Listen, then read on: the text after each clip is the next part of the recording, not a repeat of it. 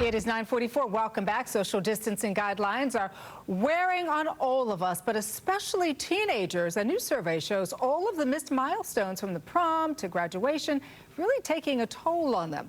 Joining us live to talk more about this is licensed mental health counselor Shantala Boss. Shantala, it is good to see you again. Good morning.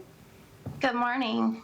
You know, as parents, we can say, well, you'll always remember your graduation because it was so different than my graduation, which I don't remember at all.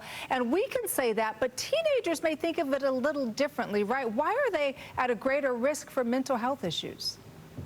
Well, teenagers in general are at a greater risk for mental health issues just because of all the changes that are going on, not only in their body, but socially, environmentally. This is probably the biggest age or stage of life where changes are happening. And not only that, but they're also not as internally feeling good about themselves. They need that approval from others. They need peer interaction. So social isolation is one of the main causes of depression anyway. And about 60% of teens say they feel increased isolation during this time. You know, that's the other thing I was going to ask you, because I know that with my kids, they're all at home and we try to keep them in as much as possible. Every blue moon we'll let them go out with a friend, but we have to ask the parents, has your child been inside as well, just to make sure. And I know they're facing a lot of concerns now in light of this pandemic. I know you talked about social isolation, but what else could these teenagers be facing right now?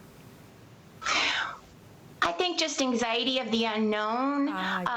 Obviously, they're missing milestones that are extremely important to their development so that they know how to proceed in life.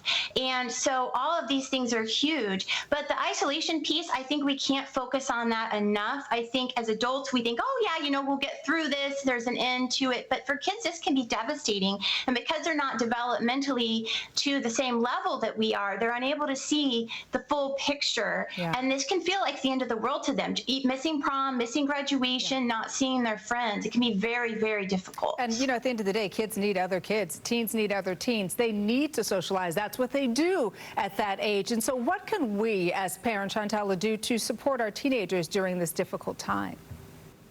Well, I think what you said is important. They need social interaction. So realizing that's part of their job and developmentally growing. So encouraging them to FaceTime their friends. You know, I know we want them off technology a little bit, and we probably don't want them as much on social media because social media can be harmful, but they can still FaceTime, talk, do a lot of that stuff. We need to really encourage that. If maybe they're grounded or in trouble, trying not to isolate them too much and really trying to get them outside, get them exercise, help them maybe start a competition with other kids virtually, maybe encourage other kids to get fit or to go outside or to make some goals. Sometimes when kids get like outside of themselves, they think about other people, they think about helping others, they're actually able to better deal with crisis. So that's also a way to help them. I think one of the important things too, when you talked about getting outside of yourself and helping others, I think that teens, yes, they do need to support themselves, but they also probably need to support their peers as well, right? It's like this new support group that I think they all need to have. I think that's so important. If teens right now can even think about some of those kids at school that maybe were on the sidelines or that didn't interact as much or weren't quite as popular, and they can reach out to them during this time. Kids are 80% say they're not comfortable reaching out for help. So, but if a peer reaches out and says, hey, you know, how are you doing? Just send a little message. It can mean the world. Whereas if an adult asks, oh no, I'm fine.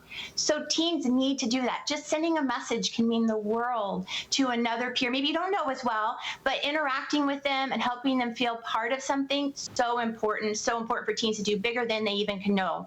So doing that, big deal. Absolutely. Maybe easier for them to open up to their peers than it is to their parents. So some really good advice. Shantala, always good to see you. Thanks so much for joining us. Have a good Monday. You too. Bye, Danielle. Bye. All right, Kristen Giannis, hello to you. Good morning. Hope everyone's